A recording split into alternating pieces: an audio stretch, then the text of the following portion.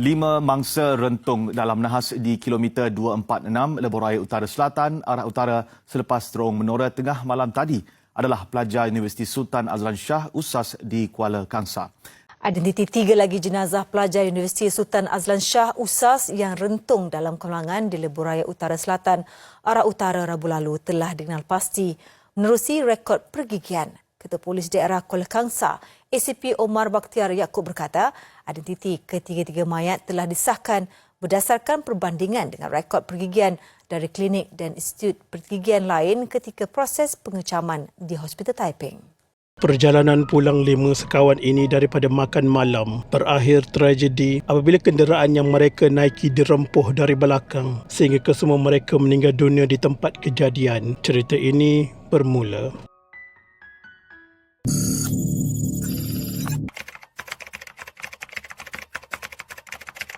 Tengah malam 12 Mei 2022, 5 pelajar Universiti Sultan Azlan Shah USAS rentung dalam kemalangan di kilometer 245.2 Lebuh Raya Utara Selatan Plus, arah utara berhampiran terowong menora.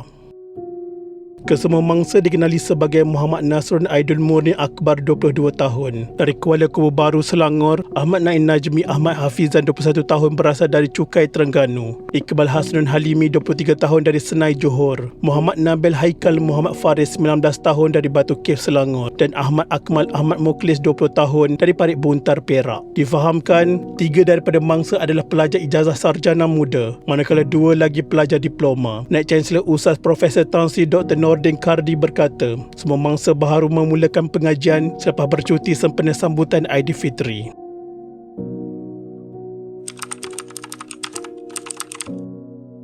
Dalam kejadian tengah malam itu, 5 rentung apabila kereta dinaiki terbabit dalam kemalangan dengan 2 trailer di kilometer 246 Lebuh Raya Utara Selatan Plus arah utara selepas terowong menora. Jurucakap Jabatan Bomba dan Penyelamat Malaysia Perak berkata, nahas membabitkan sebuah kereta dengan 2 trailer yang masing-masing bermuatan besi dan mozaik. Nahas membabitkan keseluruhan sebanyak 8 mangsa dengan 5 daripadanya yang menaiki kereta maut di tempat kejadian, manakala 2 pemandu trailer dan seorang kelindan terselamat.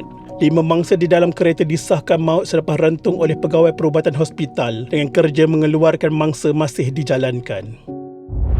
Sementara itu, Ketua Polis Perak Datuk Mia Fadila Rash Wahid berkata, nahas 3 kenderaan mengakibatkan 5 individu maut akibat rentung terbakar. Dipercaya berlaku di kawasan penyelenggaraan jalan dilakukan pihak PLAS. Siasatan awal mendapati trailer membawa muatan mozaik dari arah selatan menghala utara sedang memandu di lorong kanan disebabkan lorong kiri laluan dari kilometer 246 hingga 244.4 ditutup disebabkan oleh penyelenggaraan jalan. Pada masa yang sama, kereta Honda City dinaiki 5 mangsa rentung yang sedang mengekori di belakang trailer berkenaan sebelum kedua-dua kenderaan itu dipercayai memperlahankan kenderaan. Bagaimanapun, sebuah lagi trailer membawa muatan besi pagar datang dari arah belakang Honda City dan tidak sempat membreak mengakibatkan ia merempuh bahagian belakang kereta berkenaan sebelum menyeritnya ke hadapan sehingga melanggar bahagian belakang trailer bermuatan mozaik terbabit. Akibat daripada itu, Honda City berkenaan terbakar sebelum api turut merebak ke bahagian hadapan kereta. Pemandu kereta itu serta 4 penumpang di dalamnya tersepit dan tidak sempat menyelamatkan diri hingga menyebabkan mereka rentung dan disahkan meninggal dunia di tempat kejadian. Susulan dari itu, pemandu trailer muatan besi berusia 28 tahun ditahan untuk siasatan lanjut mengikut Seksyen 41-1 Akta Pengangkutan Jalan 1987, manakala mayat semua mangsa dihantar ke Hospital Kuala Kangsar.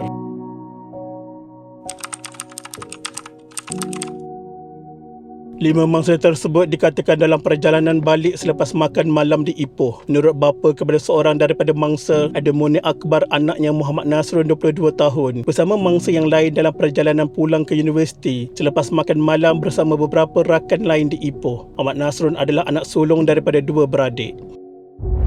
Pada 13 Mei 2022 pukul 8 pagi, jenazah Ahmad Naim Najmi Ahmad Hafizan antara yang terkorban selamat dikebumikan di tanah perkuburan Islam Kijal. Jenazahnya dikebumikan berhampiran pusara datuknya Abdullah Sulong. Terdahulu, jenazah dibawa pulang ke kemaman sebaik selesai disolatkan di Masjid Raja Permaisuri Bainu Universiti Sultan Azlan Shah kira-kira jam 9 malam. Jenazah mangsa tiba di kediaman neneknya di Kampung Penunjuk Kijal kira-kira pukul 3.15 pagi dan disolatkan sekali lagi di kediaman neneknya selepas solat subuh. Pengerusi Jabatan Kuasa Kebajikan Pembangunan Wanita dan Keluarga dan Perpaduan Nasional Negeri Hanafi Ahmad bersama 100 ahli keluarga mangsa dan kenalan mengiringi jenazah ke tanah perkuburan. Suasana pilu dan sedih menyelubungi majlis pengebumian apabila beberapa ahli keluarga kelihatan sebab selepas talqin dibacakan. Pada 13 Mei 2022 juga, jenazah Ahmad Akmal dilaporkan sudah selamat dikebumikan di tanah perkuburan Islam Masjid Hijau, Kampung Kedah Parit Buntar pada jam 11.20 malam. Pada pagi 13 Mei 2022, jenazah 3 lagi mangsa selamat tiba di Jabatan Forensik Hospital Taiping untuk menjalani bedah siasat. Trak polis yang membawa ketiga-tiga jenazah yang dipercayai adalah Iqbal Hasrul Halimi 23 tahun, Muhammad Nasrul Aidil Munir Akbar 22 tahun dan Muhammad Nabil Haikan Muhammad Faris 19 tahun dilihat tiba kira-kira jam 10.30 pagi selepas berlepas dari unit forensik Hospital Kuala Kangsar. Bagaimanapun, tiada waris mangsa terbabit kelihatan di unit forensik Hospital Taiping. Sebaliknya dihadiri oleh Timbalan Naib Chancellor Universiti Sultan Azlan Shah, Profesor Madya Dr. Anas Muhammad Yusof dan pengurusi ahli lembaga pelawat Hospital Taiping Muhammad Wazir Khalid. Sementara itu, difahamkan pemindahan tempat menjalani proses pengecaman dan bedah siasat. 3 jenazah terbabit perlu dilakukan atas sebab ia perlu dikendalikan oleh pihak forensik berikutan keadaan mayat yang tidak sempurna selain ketiadaan dokumen pengenalan identiti dijumpai pada mangsa.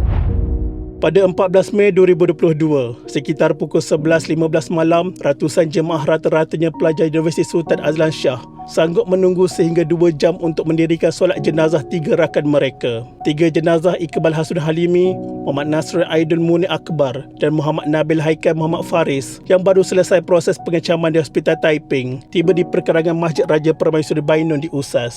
Selepas itu, ketiga-tiga jenazah sekali lagi disolatkan waris atau keluarga masing-masing sebelum konvoi membawa jenazah meninggalkan perkarangan tepat jam 12.30 malam.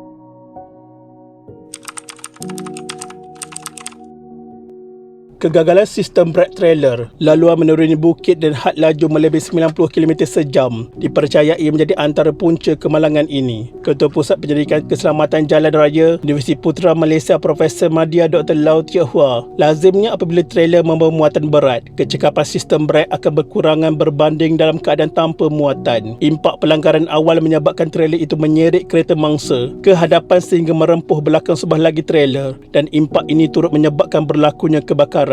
Sukar untuk mengukur kelajuan sebenar trailer terbabit ketika pelanggaran berlaku. Selain ditambah keadaan laluan yang menuruni bukit ketika itu, melihat impak kemalangan sebegini, kebiasaannya kelajuan melebihi 90 km sejam. Keletihan juga mungkin antara faktor kerana nahas berlaku pada awal pagi dan pemandu trailer terbabit mungkin bertugas lebih awal. Sementara itu, tempoh reman pemandu trailer disambung 3 hari lagi. Bermula 16 Mei 2022, perintah melanjutkan tempoh reman lelaki berusia 28 tahun itu sehingga Rabu dikeluarkan Majestik Nur Hidayati Muhammad Nasro. Siasatan polis mendapati pemandu berasal dari Kubang Pasu Jitra Kedah itu mempunyai 22 saman dengan 21 daripada jumlah saman itu sudah dibayar termasuk 8 saman kesalahan memandu laju. Selain dilapor turut mempunyai 9 rekod kesalahan Jabatan Pengangkutan Jalan JPJ.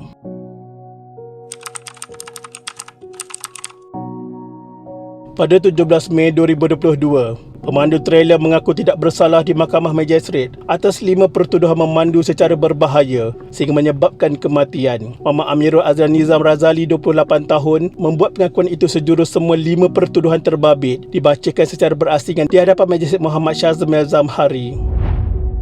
Berdasarkan pertuduhan, lelaki itu didakwa memandu trailer jenis Volvo bernombor pendaftaran JPL 9925 di jalan raya dengan cara yang setelah mengambil perhatian tentang segala hal keadaan adalah berbahaya kepada orang awam sehingga menyebabkan kematian. Kesalahan itu menyebabkan kematian kepada 5 individu. Pendakwaan dilakukan mengikut Seksyen 41-1 Akta Pengangkutan Jalan 1987 yang memperuntukkan hukuman penjara antara 5 hingga 10 tahun dan denda antara RM20,000 hingga RM50,000 untuk setiap pertuduhan. Pertuduhan dikendalikan Timbalan Pendakwa Raya Nur Azmaniza Muhammad, manakala tertuduh diwakili Peguam G. Ravi Shankar.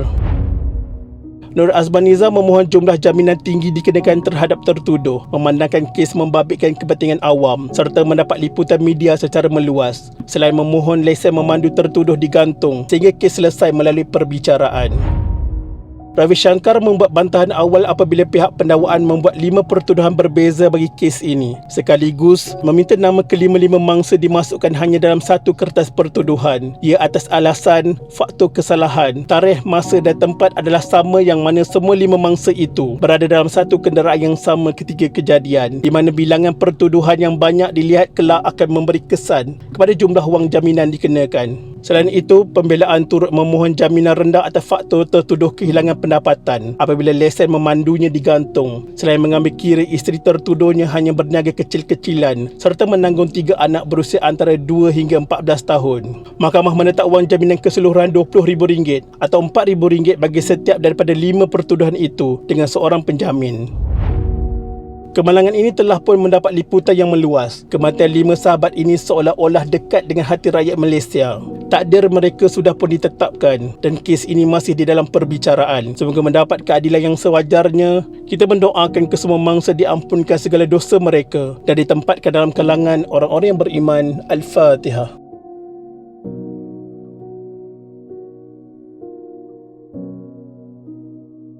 Sekian, terima kasih.